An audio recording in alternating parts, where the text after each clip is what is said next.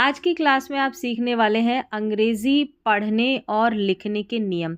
तो टोटल यहाँ पर 21 स्पेलिंग रूल्स और रीडिंग रूल्स मैं यहाँ पर बताऊँगी। 21 है जो आपकी इंग्लिश रीडिंग को, इंग्लिश की स्पेलिंग्स को लिखने में इम्प्रूवमेंट करेंगे, बेहतर करेंगे। कोई मिस्टेक करते हैं तो इन रूल की सहायता से। तो देखिए एक-एक करके देखते हैं। सबसे पहले देखिए नंबर 1 पर है हमारा रूल 1 अंग्रेजी पढ़ने और लिखने का। जी यू प्लस स्वर से प्रारंभ होने वाले शब्द, यानी कि देखिए जी यू, ठीक है। यहाँ पर देखिए जी यू है प्लस स्वर।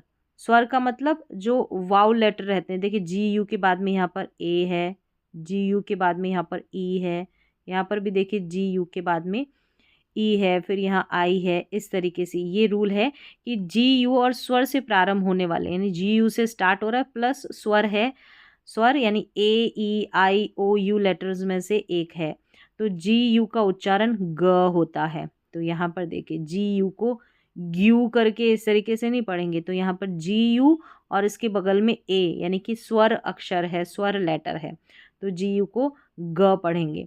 तो यहाँ पर देखिए जी यू को तो ग पढ़ा, ए है ना इसलिए गार्ड हो गया। यहाँ पर हिंदी में उच्चारण है गार्ड और हिंदी में अर्थ भी है, ताकि आप बाद में भी जो है प्रैक्टिस कर सकें। फिर देखिए यहाँ पर गैस है, ये गेस्ट है, यहाँ पर गाइल और ये गिल्ट। तो पहला नियम तो यही है कि जी यू प्लस स्वर से प्रारंभ होता है, कोई भी स्पेलिंग प्रारंभ होती स्टार्ट होती है तो जी यू को हम ग पढ़ते हैं।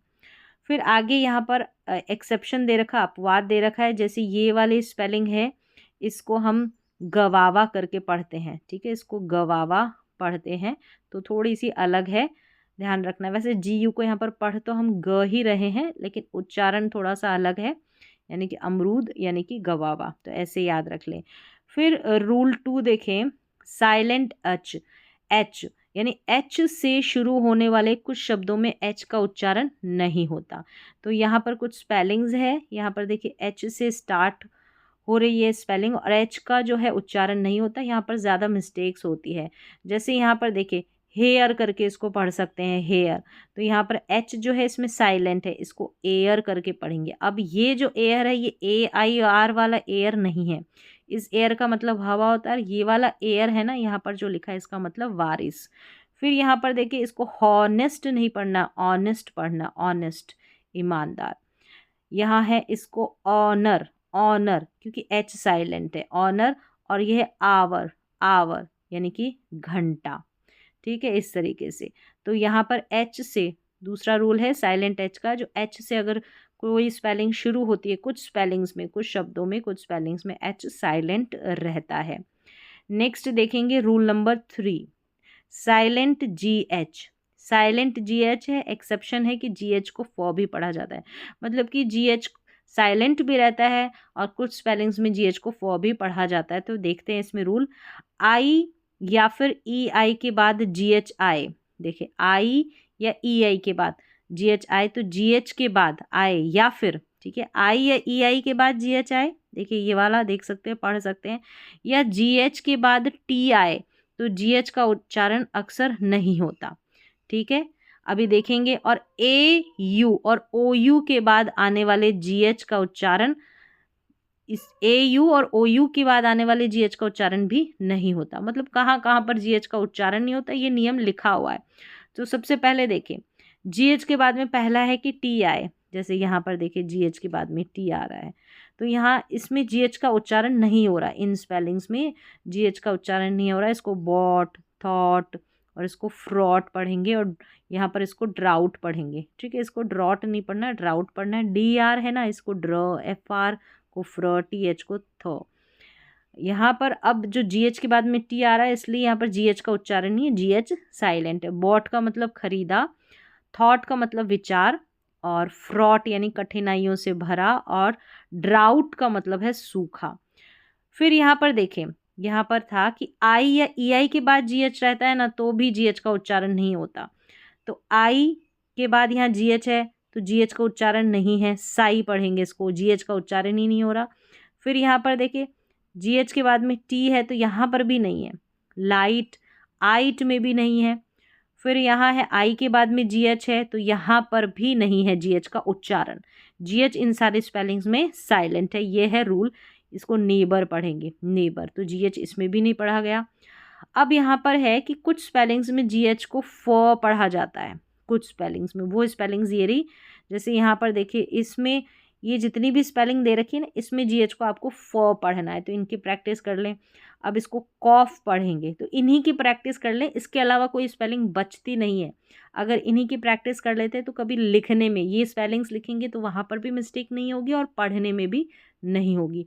जैसे इसको कॉफ पढ़ेंगे, ठीक है, कॉफ हो गया, ये हो गया इनफ, फ, GH को फ पढ़ा जा रहा है, इनफ। इनफ का मतलब पर्याप्त और कॉफ का मतलब खांसी। यहाँ पर देखिए, इसको टॉफ नहीं पढ़ना है, इसको देखिए टॉफ पढ़ दे, नहीं, इसको टफ पढ़ना है, टफ। OU को यहाँ अ पढ़ा जा रहा है, टफ, और GH को तो फ। यहाँ पर देखिए ऐसे ही टफ, रफ, सिमिलर सी स्पेलिंग है, सिमिलर टोन की, मतलब स्पेलिंग्स तो सेम नहीं होगी लेकिन बोलते समय फ्लो सेम आ रहा है, जैसे टफ, रफ, ऐसे याद रख सकते हैं। और यहाँ पर लाफ, एक जो लाफ की स्पेलिंग है हंसना, तो इसमें भी GH फ है ना, इस फ के लिए आपको GH लिखना है। तो ये वाला नियम है, स्पेलिंग को लिखते वक्त भी आपके बहुत काम आने वाला है। लाफ से ही हमारा लाफ्टर बना है। तो ये स्पेलिंग्स है जहाँ पर GH को फ पढ़ते हैं, इन्हीं स्पेलिंग्स की प्रैक्टिस कर लें, काफ़ी है। और जहाँ GH साइलेंट है ये बता दी, इन्हीं स्पेलिंग की प्रैक्टिस कर लें, काफ़ी है। नेक्स्ट है rule number 4, silent D before G, यानी कि G से पहले ये जो D आता है ना, जैसे इन स्पेलिंग्स में आ रहा है, तो ये क्या रहता है, साइलेंट रहता है। शब्दों में D के तुरंत बाद G हो तो D का उच्चारण नहीं होता, जैसे यहाँ पर है D के तुरंत बाद। या फिर सबसे इजी तरीका है DGE, ये आखिर में रहता है, तो ऐसे याद रखें कि इस सारे को ही हम ज पढ़ते हैं, ठीक है, ज पढ़ते हैं, क्योंकि D का उच्चारण ही नहीं होता, साइलेंट रहता है। तो जब भी क्या, ये सारी स्पेलिंग्स मैंने दे रखी है, यही वाले स्पेलिंग्स है जहाँ पर DGE ज़्यादा इस्तेमाल होता है, ये ज़्यादा काम आने वाले स्पेलिंग्स है। तो यहाँ पर DGE को ज पढ़ देना, क्योंकि D जो रहता है ना वो साइलेंट होता है। जैसे इसको देखो, बैज पढ़ेंगे, बैडज नहीं पढ़ेंगे, बैज, और इसको बज पढ़ेंगे, ठीक है, और इसको एज पढ़ेंगे। DGE है ना, इसको सीधा सा आपको ज पढ़ देना। यहाँ पर हिंदी में देखिए ज लिखा गया है, और ये ग्रज, प्लेज, वेज, और ये बजट, यही स्पेलिंग्स है जहाँ पर। और ये एक नॉलेज की है, ठीक है, नॉलेज में जो के है ना ये साइलेंट है, नॉलेज हो गए, लास्ट में DGE है, इसको ज पढ़ना है। और D जो है ना, जो मार्क किया गया है रेड कलर में, ये D साइलेंट है। तो ऐसे आप इन्हीं स्पेलिंग्स की प्रैक्टिस कर ले, काफ़ी है, यही स्पेलिंग्स की प्रैक्टिस कर लेते हैं, कुछ भी याद करने की ज़रूरत नहीं है। इन नियमों को याद भी नहीं करना, बस एक बार अपनी नज़रों में से निकालना है कि हाँ ऐसे ये साइलेंट रहता है। अगर ये नहीं याद रहता तो हाँ DGE रहता है, इसको ज पढ़ते हैं। फिर रूल नंबर 5 है कि साइलेंट T बिफोर CH। जब TCH का कॉम्बिनेशन रहता है ना, इसको सीधा सा, जैसे DGE को आप ज पढ़ते हैं, वैसे ही सीधा सा आपको TCH को च पढ़ देना। एक तो ये तरीका है, ठीक है, याद नहीं रखना है। फिर है कि शब्दों में T के तुरंत बाद CH हो तो T का उच्चारण नहीं होता। जैसे DGE को ज पढ़ा तो D का उच्चारण नहीं था, और TCH को च पढ़ेंगे तो T का उच्चारण नहीं है, CH को तो च पढ़ते ही हैं। तो ऐसे याद रख सकते हैं इसको, बैच, कैच, हैच, फिर देखिए मैच, फिर यहाँ पर है फैच, स्विच, ठीक है, और ये है स्केच। यही जो स्पेलिंग्स है इन्हीं की प्रैक्टिस करनी है, याद भी करने की ज़रूरत नहीं है।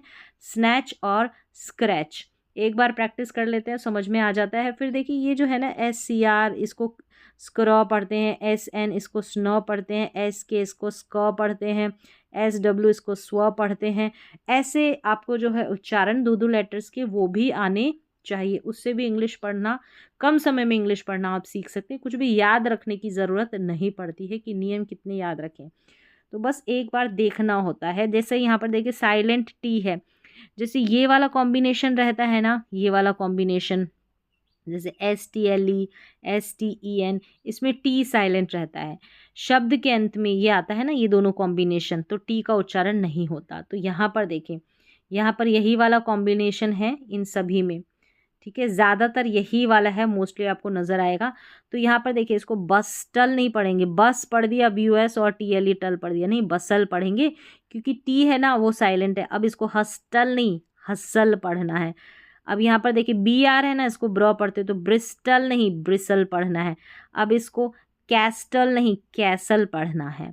फिर देखिए जॉस्टल नहीं जॉसल पढ़ना है। इन सभी में टी को मार्क किया गया है।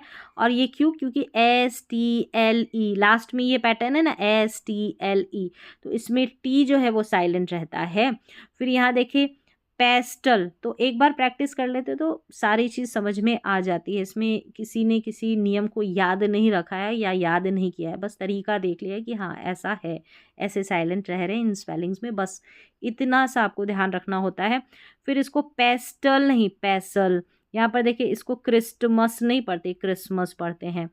ठीक है, यहाँ पर ST आ रहा है। ठीक है, ST है यहाँ पर क्रिसमस में, ST, तो टी साइलेंट है। यहाँ पर सेम ऐसे ही इसको सॉफ्टन नहीं पढ़ते, सॉफन पढ़ते हैं, सॉफ्टन नहीं सॉफन। तो यहाँ पर देखिए टी है, ये वाला साइलेंट है सॉफन में। सेम ऐसे यहाँ पर फास्टन नहीं, इसको फासन पढ़ेंगे। ST है ना, STEN, यहाँ पर देखिए TEN है, S नहीं है, फिर भी याद रखना है टी साइलेंट है। यहाँ फासन में तो ठीक है, आप समझ में आ रहा है कि STEN वाला कॉम्बिनेशन है। यहाँ पर देखिए इसको विस्टल नहीं, ठीक है, स्पेलिंग लिखेंगे तो आप विस्टल प्रोनाउंस करके स्पेलिंग को तो सही लिख सकते हैं, लेकिन पढ़ेंगे विसल। फिर यहाँ पर इसको हैस्टन नहीं हैसन, हैसन, यहाँ पर भी STEN है ना लास्ट में, तो टी साइलेंट है। इसको भी लिस्टन नहीं लिसन पढ़ेंगे, यहाँ पर भी STEN है, टी साइलेंट है। नेक्स्ट है रूल नंबर 7, साइलेंट G इन GN। तो यहाँ पर जब भी शब्द के शुरू या अंत में GN हो तो G का उच्चारण नहीं होता। बस ये है कि GN का कॉम्बिनेशन याद रखना है। देखिए ये लास्ट में है, ये शुरू में है, ये लास्ट में है और ये शुरू में है। यहाँ पर G नहीं पढ़ेंगे, G को मार्क करा है ना, जैसे साइन डिज़ाइन, इसको गनेट, जैसे इसको गनेट पढ़ सकते हैं, ये तो ठीक है, साइन और डिज़ाइन को सही पढ़ेंगे, गनेट नहीं पढ़ना, नेट पढ़ना है। इसको रिज़ाइन, रिज़ाइन यहाँ पर भी नहीं, फॉरेन इसमें भी नहीं है। अब इसको गणेश पढ़ सकते हैं, गणेश नहीं, G साइलेंट नैश। चलिए नेक्स्ट देख लेते हैं, रूल नंबर 8 है साइलेंट G इन GM, यानी शब्द के अंत में GM हो तो G का उच्चारण नहीं होता। देखिए ये दो ही स्पेलिंग है, GM है, तो यहाँ पर क्या है, G का उच्चारण नहीं है। अब जैसे इसको पैराडाइम पढ़ा, पैराडाइम, ये पैराडिगम नहीं पढ़ा, ठीक है, G साइलेंट है। अब इसको फ्लेम पढ़ेंगे, ठीक है, फ्लेम, ऐसे ही याद रखिए फ्लेम। चलिए नेक्स्ट, ये दो ही स्पेलिंग है। रूल नंबर 9 देख लें, साइलेंट C, ये जो कॉम्बिनेशन है SCLE, देखिए SCLE, इसमें है C का उच्चारण नहीं होता। जैसे इसको मस्कल नहीं पढ़ते हम कभी भी, मस्कल नहीं, इसे मसल पढ़ते, जो मांसपेशियां होती है ना इसको मसल पढ़ते हैं। और इसको कॉर्पसल, कॉर्पसल ऐसे करके पढ़ना है, थोड़ी कठिन स्पेलिंग है, लेकिन देखिए यहाँ पर उच्चारण दे रखा है और इसमें भी हमारा C जो है वो साइलेंट है।